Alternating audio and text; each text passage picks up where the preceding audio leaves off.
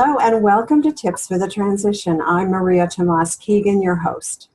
I have the awesome privilege of interviewing co-authors of a new book titled From Resilience to Brilliance. And today I'm talking with Susan Moody, who collaborated with the authors to create this book of inspiring stories about women overcoming challenges and rising up in triumph. Susan's story is called When Failure Was the Only Option. She has the heart of an entrepreneur and started more than 10 businesses. Have they all been wildly successful? Unfortunately not. In our conversation with Susan, we're going to learn what she discovered about herself during her journey as an entrepreneur, and that she has a unique perspective on failure. Hello, Susan, and welcome to Tips for the Transition. Hi, Maria. Thank you for having us today. Let's start by you telling us your story.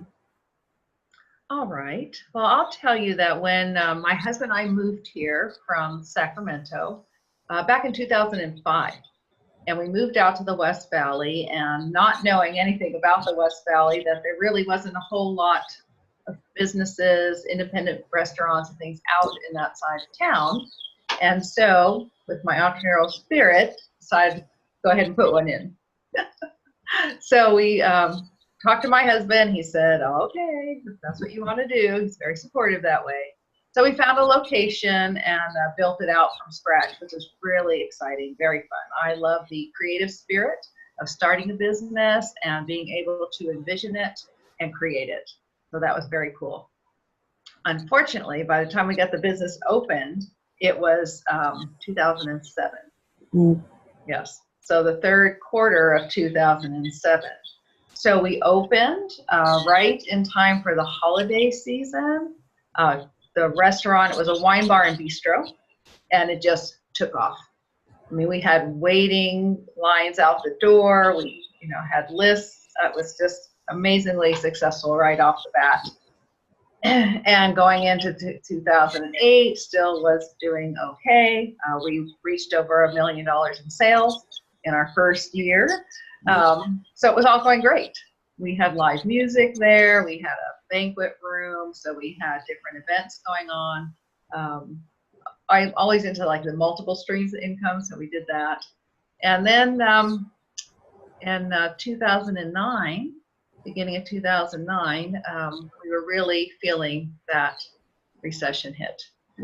And we had been negotiating with the landlord to try to get our lease reduced, because we started noticing after the new year the sales dropping off quite rapidly.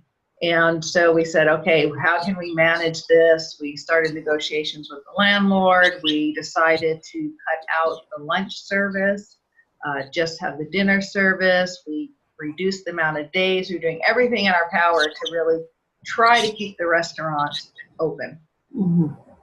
And then in April, I'm gonna start crying about this.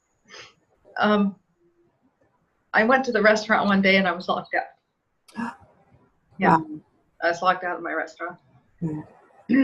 And I'm thinking, well, wait, why am I locked out of the restaurant? We've been in lease negotiations. We were going to make a payment on Friday. That was our agreed upon time frame. So of course I'm on the phone. What's going on here?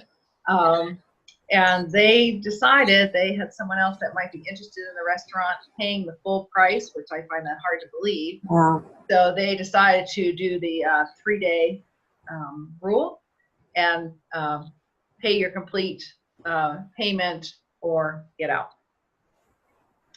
So I make it a rule, Maria, not to make decisions when I'm in that like fight or flight, or I'm really angry or something. I want to make a rational decision. So I had contacted all our workers, all our servers, who were like our family, right? It was a small restaurant, so it was like our family, and explained them what happened and said, just hold on, you have till Friday to make a decision, and I will get back to you. Talked to my husband about it, and my husband's like, what's the big deal? We have the money, just pay them. just pay them. You're going to pay them anyways. I'm like, well, let's step back and really think about this, because we're coming up to the summer season, which is never a good time for restaurants here in Arizona. Right. And was that going to be the right decision to stay open or not? So I want us to, do some evaluation. Did I think we would recover enough by the fall and going back into another holiday season to make it worth it? And really upon that reflection, I decided, no, I think maybe now is the time to close. Unfortunately for me, so I'm one of those women that I always say have a backup plan. Always have a backup plan. That's how I've always been successful with my other businesses, is I had a fallback plan or backup plan. And I really didn't have one this time around, because I was not anticipating that the landlord was going to do what they did. So I totally caught, a little bit unawares with that. Wow. Yeah. I'm thinking about what you went through, Susan, with you've done, prior to this, you had done, what, 9 or 10 businesses, right? Yes. And all different types. I'm sorry? All different types of businesses. All different types. Truly you're a serial entrepreneur. But what strikes me is the sense of loss you must have felt. I mean, with the emotion, this happened a while ago, and the emotion is still raw for you. Yes. So I've talked to a lot of women about loss, and it's been mostly about the loss of a loved one. Mm-hmm. And what strikes me is that your loss and what you went through with it, it's not all that different. Mm-hmm. No, I would agree with you. When we experience loss of any kind, especially women, we take it very personally. Mm-hmm. And that's what this was. This is like losing a child.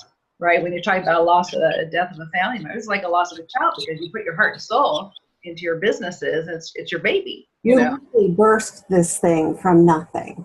Yes. Yeah. Yes. Yeah. I love this. I love this story. I love the rawness mm-hmm. of your sharing this with us, because it's a new perspective on loss. Or it's a different perspective on loss that I really would love to get into the emotions that you were entangled in as this was happening to you. Well, I will tell you this too, Maria, that this is actually, with writing this chapter for the book, the first time I'm ever really talking about this. So I think that's why the emotions are so raw. Yeah, and when we write about something that is so near and dear to us, it can be a cathartic process as well. Yeah. So thank you for getting us started in this segment with your story, because I want to tease our audience to stay tuned for the next segment, when we talk about the emotional fallout from the experience that you had. So, till next time, I'm Maria Tomas Keegan. Stay tuned.